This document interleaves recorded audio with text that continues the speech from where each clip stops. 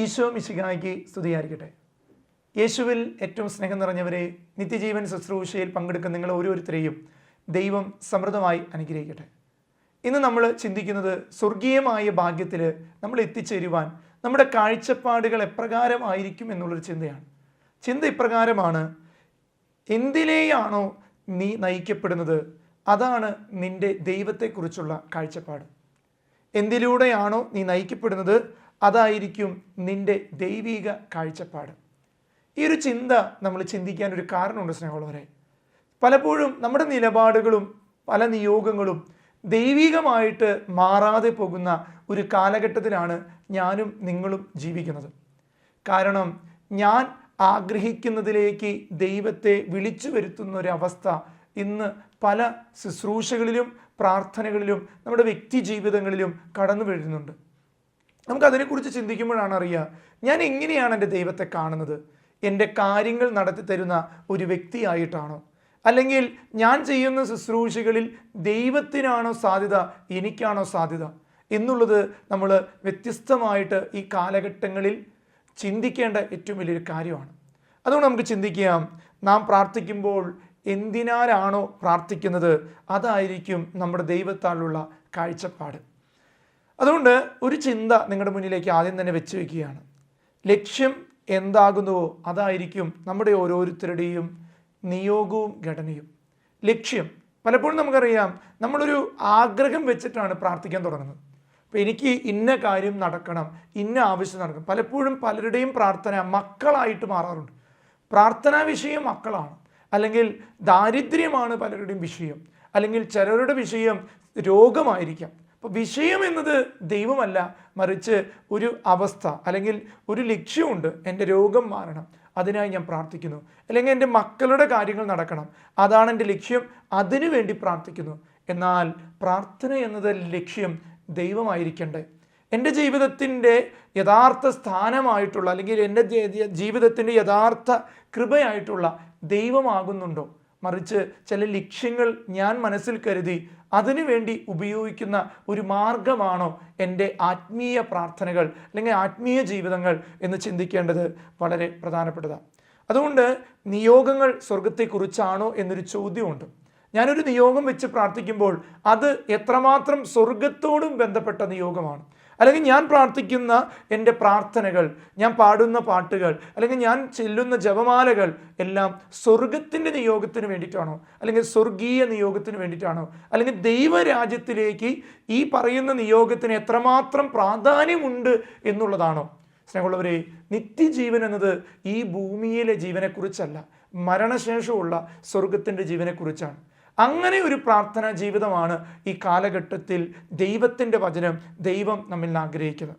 ഞാൻ നിങ്ങളുടെ മുന്നിൽ ഈ കാലഘട്ടങ്ങളിൽ ജീവിച്ചു കടന്നുപോയ ഒരു വിശുദ്ധയെ പരിചയപ്പെടുത്താണ്. വിശുദ്ധയുടെ പേര് ജീൻ മരിയ എന്ന വിശുദ്ധയാണ്.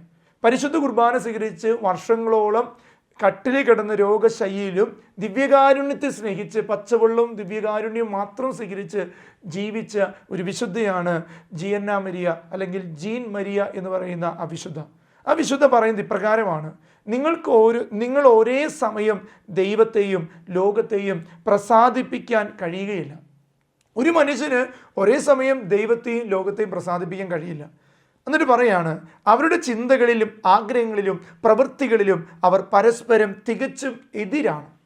അങ്ങനെയുള്ള വ്യക്തികളുടെ പ്രത്യേകത, ഒന്നെങ്കിൽ ലോകത്തെ പ്രീതിപ്പെടുത്തുമ്പോൾ ദൈവിക നിലപാടുകളെ നമ്മൾ മാറ്റിമറിക്കും. ദൈവിക നിലപാടുകൾ നിൽക്കുന്നവർക്ക് ഒരിക്കലും ലൗകിക നിയോഗങ്ങൾ ഒരിക്കലും അവരുടെ വാക്കുകളിലോ പ്രവൃത്തികളിലോ വരികയില്ല. നമ്മളൊരു വിശുദ്ധയുടെ ജീവിതങ്ങളൊക്കെ എടുക്കുമ്പോൾ ഈ വിശുദ്ധ പറഞ്ഞു തന്നെയാണ്, ഇങ്ങനെയാണ്: നിങ്ങൾക്ക് ഒരേ സമയം ലോകത്തെയും ദൈവത്തെയും പ്രീതിപ്പെടുത്താൻ പറ്റില്ല. അപ്പോൾ ദൈവിക പ്രീതിപ്പെടുത്തലുകളാണോ നമ്മുടെ നിയോഗങ്ങൾക്കുള്ള അടിസ്ഥാനം, നമ്മുടെ പ്രാർത്ഥനകൾക്കുള്ള അടിസ്ഥാനം? പലപ്പോഴും സ്നേഹമുള്ളവർ, ഈ കാലഘട്ടങ്ങൾ നോക്കി കണ്ടുമുട്ടുമ്പോൾ നമുക്കറിയാം, നമ്മളെല്ലാം പ്രാർത്ഥിക്കുന്നത് നമ്മുടെയൊക്കെയും ചില ആഗ്രഹങ്ങൾ, അത് നമുക്ക് തന്നെ അറിയാം. ദൈവത്തിൻ്റെ സന്നിധിയിൽ അത് വലിയ പ്രീതികരമായ കാര്യമൊന്നുമല്ല. എൻ്റെ സ്വാർത്ഥതയ്ക്ക്, ഞാൻ വരുത്തി വെച്ച എൻ്റെ ദ്രവ്യാസക്തിക്ക്, അല്ലെങ്കിൽ എൻ്റെ അഹങ്കാരത്തിന് ഞാൻ ചെയ്തു കൂട്ടിയ ചില കടബാധ്യതകൾ, അത് മാറണമേ എന്ന് ദൈവത്തോട് പറയുമ്പോൾ അതിൻ്റെ തുടക്കം എങ്ങനെയാണ് നമ്മൾ ചിന്തിക്കേണ്ടത്? ദൈവികമായിട്ടാണോ? സ്വർഗീയ നിലപാടുകളോട് ഞാൻ എടുത്ത പല ലോണുകളുമാണോ അതിന് കാരണം? അവിടെയാണ് യഥാർത്ഥത്തിൽ ഇത് പ്രാർത്ഥിക്കേണ്ട വിഷയമാണോ, അല്ലെങ്കിൽ ഇത് സ്വർഗീയ നിയോഗമായിട്ട് മാറുന്നുണ്ടോ എന്ന് ചിന്തിക്കുന്നത് വളരെ പ്രധാനപ്പെട്ടതാണ്.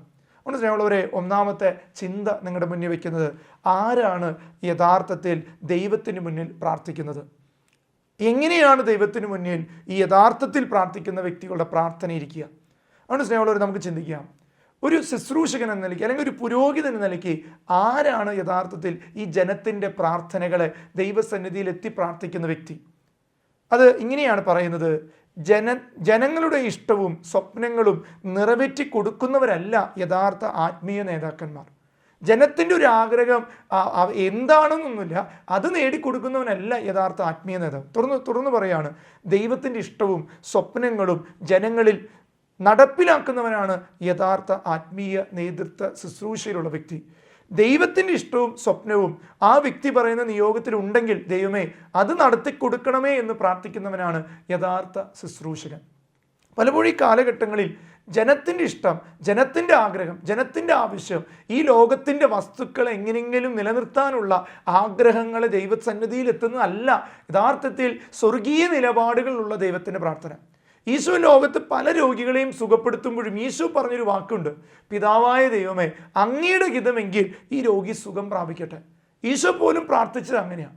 എൻ്റെ ആഗ്രഹമല്ല, സ്വർഗത്തിൻ്റെ ആഗ്രഹം ഈ രോഗി സുഖപ്പെടണമെങ്കിൽ സുഖപ്പെടട്ടെ, അല്ലെങ്കിൽ ഈ രോഗിയുടെ രോഗം രോഗിയെ ശുദ്ധീകരിക്കുന്നതാണെങ്കിൽ അത് സംഭവിക്കട്ടെ. സ്നേഹമുള്ളവരെ, ഇന്ന് മനുഷ്യൻ്റെ സ്വാർത്ഥപരമായിട്ടുള്ള ആഗ്രഹങ്ങൾ പ്രാർത്ഥനകളിൽ അല്ലെങ്കിൽ ആത്മീയ ജീവിതത്തിൽ കടന്നു വന്നതുകൊണ്ട് തന്നെ അവർക്ക് ഈ ലോകത്തിലൊരു സന്തോഷം ഉണ്ടെങ്കിലും വരാനിരിക്കുന്ന നിത്യജീവൻ്റെ ലോകത്ത് അതൊരു പ്രത്യാശയായിട്ട് മാറാനുള്ള സാധ്യതകൾ ഒരിക്കലുമല്ലെന്ന് ദൈവവചനം നമ്മുടെ മുന്നിൽ പറയുന്നുണ്ട്. അതുകൊണ്ട് സ്നേഹമുള്ളവരെ, ജനത്തിൻ്റെ ഇഷ്ടം നിറവേറ്റുന്നതിലൂടെ ദൈവത്തിൻ്റെ ഹിതങ്ങൾ അവൻ മറക്കുകയാണ്. അപ്പം ഞാനൊരു ജനത്തിൻ്റെ ഇഷ്ടത്തിന് വേണ്ടി നിലപാടുകൾ മാറ്റുമ്പോൾ ശരിക്കും ദൈവത്തിൻ്റെ ഹിതങ്ങളുടെ നിലപാടുകൾ ഞാൻ മറക്കുകയാണെന്നാണ് അർത്ഥം.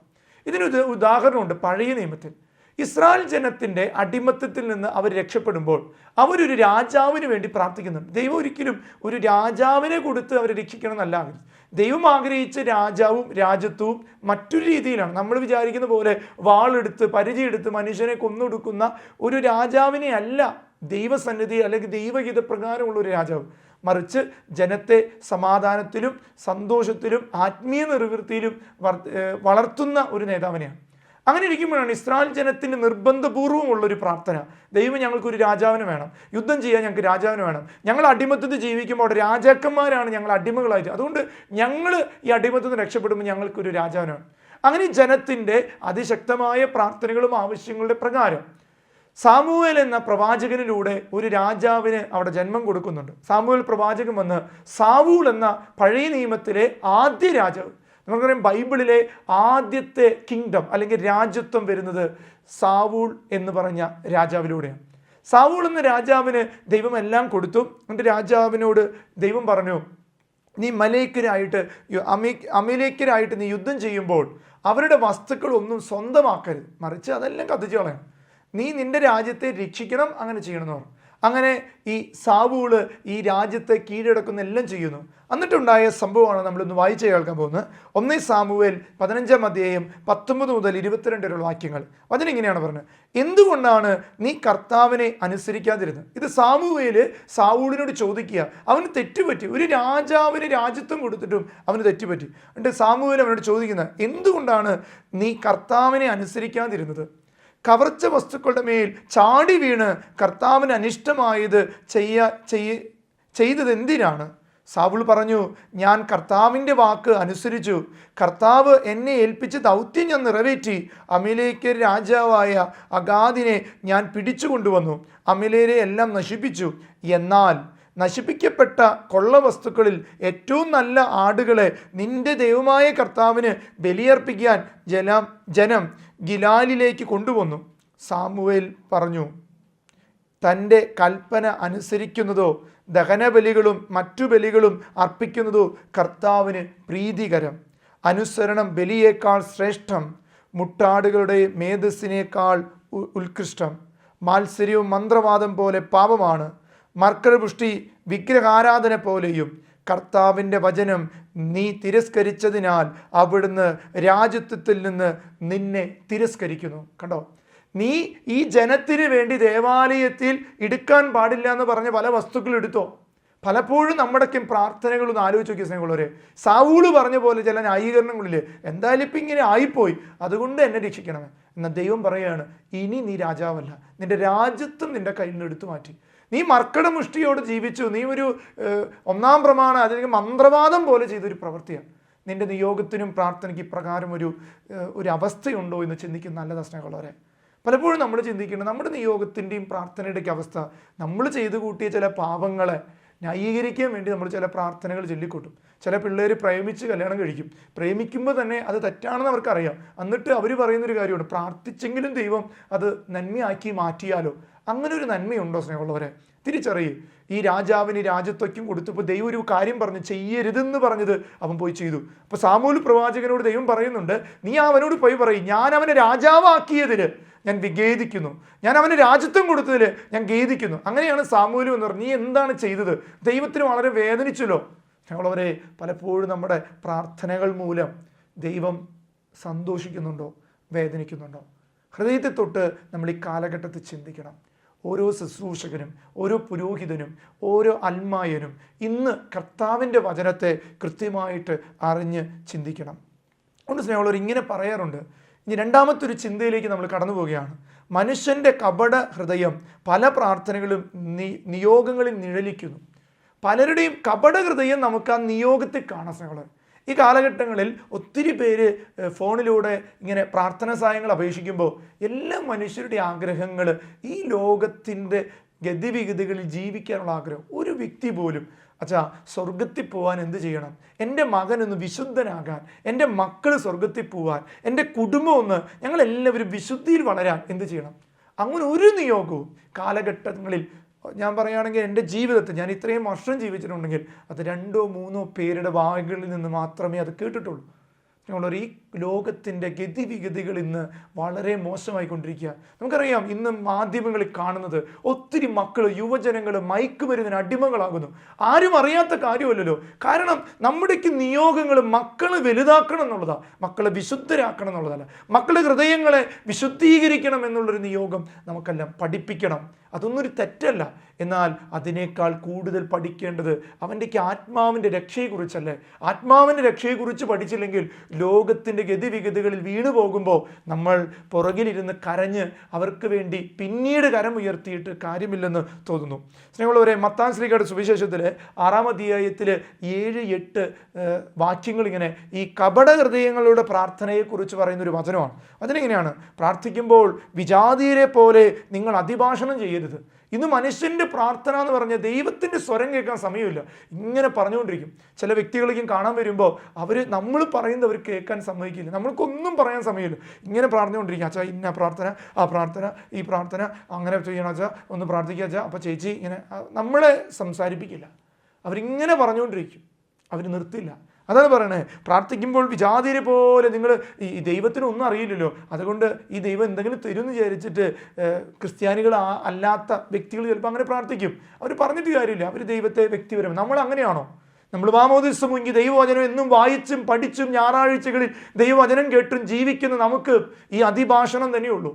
ദൈവമേ ഇത് തടുത്തുക, ഇത് തടുത്തു തന്നില്ലെങ്കിൽ എനിക്ക് ദൈവമില്ല, ദൈവം എന്നെ മനസ്സിലാക്കുന്നില്ല, എന്നെ പരിഗണിക്കുന്നില്ല, ദൈവത്തിന് എന്തോ എന്നോട് കോപമുണ്ട്, എന്തോ തലമുറകളുടെ ശാപം കൊണ്ടാണ് എൻ്റെ ജീവിതത്തിൽ. അല്ലെന്നേ, ദൈവത്തിൻ്റെ കൃപ, ദൈവത്തിൻ്റെ അനുഗ്രഹം ദൈവത്തിന് അറിയാമെന്നേ ഒരു കുഞ്ഞിന് എന്ത് കൊടുക്കണമെന്ന്. ഈ വചനത്തിൻ്റെ അവസാനം പറയുമ്പോൾ നിങ്ങൾക്ക് മനസ്സിലാവും. വചനം പറയാം, പ്രാർത്ഥിക്കുമ്പോൾ വിജാതിയെ പോലെ നിങ്ങൾ അതിഭാഷണം ചെയ്യരുത്. അതിഭാഷണം വഴി തങ്ങളുടെ പ്രാർത്ഥന കേൾക്കുമെന്ന് അവർ കരുതുന്നു.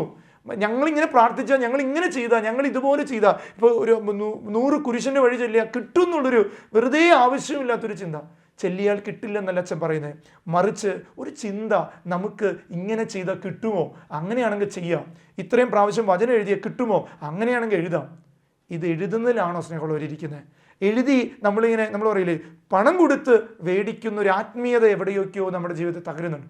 അതുകൊണ്ടല്ലേ പള്ളി പെരുന്നാളുകളിൽ ഇന്ന് പല ആഘോഷങ്ങളിലും പലപ്പോഴും ആത്മീയതകൾക്കല്ല സ്ഥാനം, ആഘോഷങ്ങൾക്കാണ്. അവിടെയൊക്കെയാണ് നമ്മുടെ തകർച്ച വരുന്നത്. ഈ വചനത്തിൻ്റെ അവസാനം പറയുന്നത് ഇങ്ങനെയാണ്: നിങ്ങൾ ചോദിക്കുന്നതിന് മുമ്പ് തന്നെ നിങ്ങളുടെ ആവശ്യം നിങ്ങളുടെ പിതാവ് അറിയുന്നു. ഞാൻ ഈ ചോദിക്കുന്ന കാര്യത്തെ ഞാൻ ചോദിക്കുന്നതിന് എത്രയോ വർഷം മുമ്പ് അറിയുന്നവനാണ് ദൈവം. അപ്പോൾ ദൈവം ഒരു സമയത്തേക്ക് വെച്ചിട്ടുണ്ട് ഇത് തരാൻ. അതിനുവേണ്ടി കാത്തിരിക്കാൻ ആരുമില്ല. ഞാൻ ചോദിക്കുന്ന ഒരു നിയോഗം, എൻ്റെ മകൻ്റെ ജോലി, ഈ മകൻ ജനിക്കുന്നതിന് മുമ്പേ ഈ മകൻ ഇന്ന ജോലി ചെയ്യണമെന്ന് ദൈവം തീരുമാനിച്ചിട്ടുണ്ടെന്നേ. നമ്മൾ പിന്നെ അതിനുവേണ്ടി പ്രാർത്ഥിക്കണോ? എൻ്റെ മകനെ വിശുദ്ധനാക്കാൻ ഞാൻ പരിശ്രമിക്കണ്ടേ? എൻ്റെ മക്കളെ വിശുദ്ധിക്ക് വേണ്ടി പരിശ്രമിക്കണ്ടേ? പലപ്പോഴൊക്കെയും നമ്മുടെയൊക്കെ ഓരോരുത്തരെയും പറയുന്ന എൻ്റെ പോലും വ്യക്തിപരമായ നിയോഗങ്ങൾ പോലും എൻ്റെ സ്വാർത്ഥ ലാഭങ്ങൾക്കായി മാറുന്നുണ്ടോ എന്ന് ദൈവം നമ്മളോട് ഓരോരുത്തരോടും, എന്നോട് അടക്കമുള്ള ഈ ലോകത്തോടുള്ള ഓരോരുത്തരോടും ദൈവം ചോദിക്കുന്നൊരു ചോദ്യമാണ്. സങ്കീർത്തന പുസ്തകത്തിൽ 119 അധ്യായം 128 വാക്യം ഇങ്ങനെയാണ് പറയണത്: അങ്ങയുടെ പ്രമാണങ്ങളാണ് എൻ്റെ പാദങ്ങളെ നയിക്കുന്നത്, കപടമാർഗങ്ങളെ ഞാൻ വെറുക്കുന്നു. യഥാർത്ഥത്തിൽ ദൈവത്തിൻ്റെ വചനം, ദൈവത്തിൻ്റെ കൽപ്പനകൾ, ദൈവത്തിൻ്റെ കൂദാശ ജീവിതങ്ങൾ എൻ്റെ പാദങ്ങളെ നയിക്കണം. ഞാൻ ഓരോ ദിവസവും മുന്നോട്ട് പോകേണ്ടത് എൻ്റെ ആത്മീയ ജീവിതത്തിലെ ഈ കൃപകളായിരിക്കും. എന്നിട്ട് പറയുക, കപട ഹൃദയം ഇതൊക്കെ വെറുക്കുന്നു. പലപ്പോഴും കപടഹൃദയം എന്ന് പറഞ്ഞപ്പോൾ ചിലരോടൊക്കെ ഇങ്ങനെ പ്രാർത്ഥിക്കുമ്പോൾ ചിലർ ചോദിക്കാറുണ്ട്, അച്ഛാ ഇങ്ങനെ എങ്ങനെ പ്രാർത്ഥിച്ചാൽ മതി? അപ്പോൾ ഞാൻ പറഞ്ഞു, ചേച്ചാ എല്ലാ ദിവസവും കുർബാനിക്കും. അയ്യോ അച്ഛൻ പറ്റില്ല അച്ഛാ, ഞങ്ങൾക്ക് ജോലിയുടെ തിരക്കുണ്ട്, ഞങ്ങൾക്ക് അങ്ങനെ പറ്റില്ല. അപ്പോൾ രാത്രി ആയാലും രാത്രി പിന്നെ ക്ഷീണമാവില്ല അച്ഛാ. അപ്പോൾ കണ്ടോ, കപടഹൃദയമാണെന്ന്. അവരുടെ നിയോഗം കിട്ടണം എന്ന വിശുദ്ധ കുർബാനയ്ക്ക് പോകാൻ പറ്റില്ല, ഇടയ്ക്കിടയ്ക്ക് ഉപസാരിക്കാൻ പറ്റില്ല. കാരണം എന്താ? എൻ്റെ നിയോഗത്തിന് കർത്താവിന് അറിഞ്ഞൂടാ. ഞങ്ങൾ ജോലിക്ക് പോകുന്നതുകൊണ്ട് ഞങ്ങൾ കഷ്ടപ്പെടല്ലേ, അപ്പോൾ കർത്താവ് ഒന്ന് അഡ്ജസ്റ്റ് ചെയ്യട്ടെ. അപ്പം ദൈവത്തെ അഡ്ജസ്റ്റ് ചെയ്യുന്ന ഒരു ആത്മീയത അല്ല യഥാർത്ഥത്തിൽ. അതുകൊണ്ട് നീ നടക്കുന്ന വഴികളിൽ നീ ദൈവത്തെ കാണുന്നത് അല്ല, ദൈവം നടക്കുന്ന വഴിയിൽ നീ ദൈവത്തെ കാണണം. അവിടെയാണ് നമ്മുടെ ജീവിതത്തിൽ കൃപ വരിക. അതുകൊണ്ട് വിശുദ്ധ ഇഗ്നീഷ്യസ് ലയോള പറയുന്നൊരു വാചകമുണ്ട്. അത് ഇപ്രകാരമാണ്: മനുഷ്യൻ എന്തിനാലാണ് മുൻഗണന നൽകുന്നത്? മനുഷ്യൻ്റെ മുൻഗണന എന്തിലാണ്? അദ്ദേഹം പറയാണ്, ഉയർന്നിരിക്കുന്ന നിമിഷത്തിൽ പിശാച് മനുഷ്യരെ ആക്രമിക്കുന്നു. ഇവൻ്റെ ഈ നിയോഗ ചിന്തകളിൽ ചിലപ്പോൾ പിശാച് അവനെ ആക്രമിക്കും. കാരണം അവൻ്റെ ഉയർന്ന ചിന്ത, അവൻ്റെ ആഗ്രഹങ്ങൾ, അവൻ്റെ ഉന്നതി, അവൻ്റെ വളർച്ച, അവൻ്റെ സ്വർഗത്തോടുള്ള ഉന്നതിയല്ല, ഈ ഭൂമിയിൽ എത്രമാത്രം വളരണം. അപ്പോൾ പറയുകയാണ് ഇഗ്നീഷ്യസ്, ആ നിമിഷങ്ങളിൽ പിശാച് മനുഷ്യനെ ആക്രമിക്കുന്നു. മനസ്സിൽ നിന്ന് ഭക്തിയുള്ള ചിന്തകൾക്ക് സമയം ലഭിക്കാതെയാകുന്നു. അവൻ മോശവും നിർദോഷമായ പ്രവൃത്തി ചെയ്യുന്നു. ചില മക്കൾ ഒത്തിരി പ്രാർത്ഥിക്കുന്നു, കിട്ടാതെയാകുമ്പോൾ ഏറ്റവും അധപതിച്ച പാപത്തിലേക്ക് പോകുന്നത് ഞാൻ കണ്ടിട്ടുണ്ട്. നമുക്കെല്ലാം ചുറ്റുപാടുകൾ നോക്കി അറിയാം. കുറേ കുർബാനയ്ക്ക് പോയി, കുറച്ച് പ്രാർത്ഥിച്ചു, അവനൊരു നിയോഗം വെച്ചിരിക്കുക, എന്താണ്? എൻ്റെ ഈ ഒരു പ്രേമ കാര്യം നടന്നാൽ ഞാൻ കർത്താവിൽ വിശ്വസിക്കുക. അങ്ങനെ എന്ന് കുറേ കുർബാന കാണുന്നു, പ്രാർത്ഥിക്കുന്നു. എന്നാൽ പാപത്തിന് വേണ്ടിയിട്ടാണ് ഇതൊക്കെ ചെയ്യുന്നതെന്നുള്ള ഒരു കാഴ്ചപ്പാട് അവർക്കില്ല. അവസാനം എന്തുണ്ടാവും? ഇത് നടക്കാതെയാകുന്നു, എന്തെങ്കിലുമൊക്കെ ഉണ്ടാകുന്നു. ആ സമയത്ത് ഏറ്റവും ആദ്യം അകലുന്നത് ലോകത്തു നിന്നോ കുടുംബത്തിൽ നിന്നോ വ്യക്തികളിൽ നിന്നല്ല, ദൈവത്തിൽ നിന്നാണ്. ദൈവത്തിൽ നിന്നാണ്. ഒരിക്കലെ ഒരു കുട്ടിയെ പരിചയപ്പെടാൻ ഇടവന്നു. അപ്പോൾ ആ കുട്ടി കോപ്പി അടിച്ച് പിടിച്ചതിൻ്റെ വേദനയുമായിട്ടാണ് മുന്നിൽ വന്നത്. അപ്പോൾ ആ കുഞ്ഞിനോട് സംസാരിച്ചപ്പോൾ ആ കുഞ്ഞ് പറയാണ്, അച്ഛാ ഞാൻ ഇങ്ങനെ ഒരു സ്ഥലത്ത് മാതാവിൻ്റെ ഗ്രോട്ടയിൽ പോയിട്ട് 2 കൂടം മെഴുതിരി കത്തിച്ചതാണ്. എന്തിന്? കോപ്പി അടിച്ച് പിടിക്കാതിരിക്കാൻ. എന്നിട്ടും എന്തുകൊണ്ട് എന്നെ പിടിച്ചു? അതാണ് അവൻ്റെ ചോദ്യം. അപ്പോൾ നിങ്ങൾ ചിന്തിച്ച് നോക്കിയേ, അവൻ ചെയ്ത തെറ്റിനെയാണ് പരിശുദ്ധ അമ്മ സഹായിക്കണമെന്ന് അവൻ പ്രാർത്ഥിക്കുന്നത്. അതാണ് നിലപാടുകളും കാഴ്ചപ്പാടുകളും പാപത്തിനു വേണ്ടി പോലും ദൈവത്തെ കൂട്ടുപിടിക്കുന്ന ഒരു തലമുറ നമുക്ക് ചുറ്റുമുണ്ട്. സുഭാഷിതങ്ങളുടെ പുസ്തകം 19-20 വചനം പറയുക: ഉപദേശം കേൾക്കുകയും പ്രബോധനം അംഗീകരിക്കാതിരിക്കുകയും ചെയ്യുന്നവൻ ജ്ഞാനിയല്ല. ഉപദേശം കേൾക്കുന്നവനും പ്രബോധനം അംഗീകരിക്കുന്നവനെയാണ് ദൈവം ജ്ഞാനി എന്ന് വിളിക്കുന്നത്. അപ്പോൾ തീർച്ചയായിട്ടും നമ്മൾ ദൈവത്തിൻ്റെ വചനം സ്വീകരിക്കണം. ദൈവം എന്താ പറഞ്ഞ്? അവിടുത്തെ രാജ്യവും നീതിയും സംഭവിക്കട്ടെ, സ്വർഗത്തിൻ്റെ രാജ്യം ഈ ഭൂമി വരട്ടെ, അതിന് ഈ ഭൂമിയിലെ ആഗ്രഹങ്ങൾ നമ്മൾ മാറ്റണം. കത്തോലിക്ക സഭയുടെ മതബോധന ഗ്രന്ഥം 2607 ഖണ്ഡിക പറയുന്നത് ഇങ്ങനെയാണ്: ഒരു പരിശീലകനെ പോലെ നാം എവിടെയാണോ അവിടെ യേശു നമ്മുടെ കൈ പിടിച്ച് നടത്ത് അവിടുന്ന് പിതാക്കന്മാരിലേക്ക് നമ്മളെ നയിക്കും. അപ്പോൾ യഥാർത്ഥത്തിൽ നമ്മുടെ നിയോഗം ക്രിസ്തുവിലാണെങ്കിൽ ക്രിസ്തു നമ്മളെ കൈപിടിക്കുന്നത്. നമ്മൾ ഈ ആഗ്രഹം ദൈവത്തിന് കൊടുക്കുക. ദൈവമേ, എനിക്കിങ്ങനെ ആഗ്രഹമുണ്ട്, ദൈവഹിതമാണെങ്കിൽ മാത്രം അത് സംഭവിച്ചാൽ മതി. അങ്ങനൊരു പ്രാർത്ഥന മനുഷ്യരിൽ ഇന്ന് വളരുന്നില്ല. ദൈവമേ, എനിക്കിങ്ങനൊരു ചിന്തയുണ്ട്, എനിക്കൊരു വ്യക്തിയോട് ഒരു പ്രേമം തോന്നുന്നു, ദൈവഹിതമാണെങ്കിൽ നടന്നാൽ മതി. ദൈവഹിതത്തിന് വേണ്ടി നമ്മൾ പ്രാർത്ഥിക്കരുത്. ദൈവഹിതമല്ലെങ്കിൽ ദൈവഹിതം എന്താണ് സംഭവിക്കട്ടെ എന്ന് പ്രാർത്ഥിക്കാനില്ല. സ്നേഹമുള്ളവരെ, അവിടെയാണ് നമ്മുടെ കൃപ നഷ്ടപ്പെട്ടു പോകുന്നത്. സുഭാഷിതങ്ങളുടെ പുസ്തകം 19-21 പറയുക: മനുഷ്യൻ പലതും ആലോചിച്ച് വയ്ക്കുന്നു, നടപ്പിൽ വരുത്തുന്നത് കർത്താവിൻ്റെ തീരുമാനമാണ്. മനുഷ്യൻ ഒരുങ്ങുന്ന കാര്യമല്ല, കർത്താവിൻ്റെ നിലപാടുകൾ ഈ ലോകത്ത് സംഭവിക്കണം. അതിനുവേണ്ടി പ്രാർത്ഥിക്കണം സ്നേഹമുള്ളവർ. അങ്ങനെ വരുമ്പോൾ ദൈവം നമ്മളെ ഒത്തിരി സഹായിക്കും. ഫിലിപ്പിനിഗിരി എന്ന് പറയുന്ന വിശുദ്ധൻ പറയുന്നത് ഇങ്ങനെയാണ്: തിന്മ, പാപം, ദുഷിച്ച ചിന്തകൾ, പ്രണയങ്ങൾ എന്നിവ അപകീർത്തിയിലെത്തിക്കുന്നു. വിശുദ്ധ പുണ്യങ്ങൾ സമ്പാദിക്കുന്നതിൽ സ്വയം പ്രയത്നിക്കാതെ ഒരു പുണ്യജീവിതം അടങ്ങിയിരിക്കില്ല. ഒരു പുണ്യജീവിതമാണെങ്കിൽ യഥാർത്ഥത്തിൽ അവൻ്റെ നിലപാട് ദൈവത്തിൻ്റെ വിശുദ്ധമായ നിയോഗമായിരിക്കും. അങ്ങനെ ഒരു നിയോഗം നമുക്കുണ്ടാകുമ്പോഴാണ് കൃപ കിട്ടുക. അതുകൊണ്ട് സ്നേഹമുള്ളവരെ, എന്തിനാണോ നിൻ്റെ നിയോഗം ഇരിക്കുന്നത് അതായിരിക്കും നിൻ്റെ ദൈവം. മറിച്ച് വിശുദ്ധമാണെങ്കിൽ അത് വിശുദ്ധമായത് ചെയ്യാൻ നിനക്ക് കൃപ തരും. അതുകൊണ്ട് സ്നേഹമുള്ളവരെ, ഒരു നിമിഷം ഒന്ന് കണ്ണുകളടച്ച് കരങ്ങൾ കൂപ്പി പ്രാർത്ഥിക്കാം. എൻ്റെ നിയോഗവും വിളിക്കനുസരിച്ചാണോ എൻ്റെ പ്രാർത്ഥനകൾ? എൻ്റെ അപേക്ഷകൾക്കനുസരിച്ചാണോ നമ്മൾ നടന്നു പോകുന്നത്? അതുകൊണ്ട് സ്നേഹമുള്ളവരെ, നമ്മൾ ചിന്തിക്കണം. ഇന്ന് ലോകത്തിൻ്റെ മനുഷ്യൻ ഗതിവിഗതികൾ നശിച്ചുകൊണ്ടിരിക്കുക. വിശുദ്ധരാവാൻ വേണ്ടി കഷ്ടപ്പെട്ട പല വിശുദ്ധ ജീവിതങ്ങളെയും ഇന്ന് പലരും നശിപ്പിക്കുന്നുണ്ട്. അറിയാം, ഈ ദേവാലയങ്ങളിലുള്ള മനുഷ്യരൊന്ന് ചിന്തിച്ച് നോക്കി, അവർ വിശുദ്ധരല്ലേ? ആ വിശുദ്ധരുടെ തിരുനാളുകൾ ഇപ്പോൾ എപ്രകാരമാണ് നമ്മൾ ആഘോഷിച്ചു കൂട്ടുന്നത്? ആ വിശുദ്ധർ പോലും സ്വപ്നം കാണാത്ത, അല്ലെങ്കിൽ വിശുദ്ധിക്ക് വേണ്ടി ചെയ്തത്. കാരണം നമ്മുടെ നിലപാടുകളും നമ്മുടെ ആഗ്രഹങ്ങളും ആത്മീയതകളേക്കാൾ കൂടുതൽ ഭൗതികതയിലേക്ക് വന്നപ്പോൾ ഭൗതികത കൊണ്ട് നമ്മൾ ആഘോഷിക്കാൻ തുടങ്ങി. അതുകൊണ്ട് സ്നേഹമുള്ളവരെ, ഒരു നിമിഷം ഒന്ന് കണ്ണുകളടച്ച് നമുക്ക് കരങ്ങൾ കൂപ്പി സഭയ്ക്ക് വേണ്ടി നമ്മുടെ നിയോഗവും വിളിക്കനുസരിച്ച് സഭയുടെ നിയോഗങ്ങൾ ചേർത്ത് വയ്ക്കാൻ, സ്വർഗത്തിൻ്റെ നിയോഗങ്ങൾ ചേർത്ത് വയ്ക്കാൻ ആത്മീയ ശുശ്രൂഷകരായി നമുക്ക് കൃപ കിട്ടണം. അതുകൊണ്ട് ലക്ഷ്യം എന്താകുന്നുവോ അതായിരിക്കും നമ്മെ നയിക്കുന്ന ഘടകം. നമുക്ക് സ്വർഗമാകണ്ടേ ലക്ഷ്യം, സ്വർഗത്തിൽ പോകണ്ടേ, നിത്യജീവൻ എന്നതല്ലേ? കർത്താവായ ഈശോയെ, അങ്ങയുടെ മുൻപിൽ കരങ്ങൾ കൂപ്പി ഈ നിത്യജീവൻ ശുശ്രൂഷ പങ്കെടുക്കുന്ന ഓരോരുത്തരെയും അനുഗ്രഹിക്കണമേ. കാഴ്ചപ്പാടുകൾ ഞങ്ങൾക്ക് മാറേണ്ട സമയമായി. സ്വർഗത്തെക്കുറിച്ച് ദൈവം പറഞ്ഞതുപോലെ അനനിയാസും സഫീറയും ദൈവത്തെ പറ്റിക്കാനായി ദേവാലയത്തിൽ വന്നതുപോലെ പ്രാർത്ഥിക്കാനല്ല ഞങ്ങൾ വന്നത്.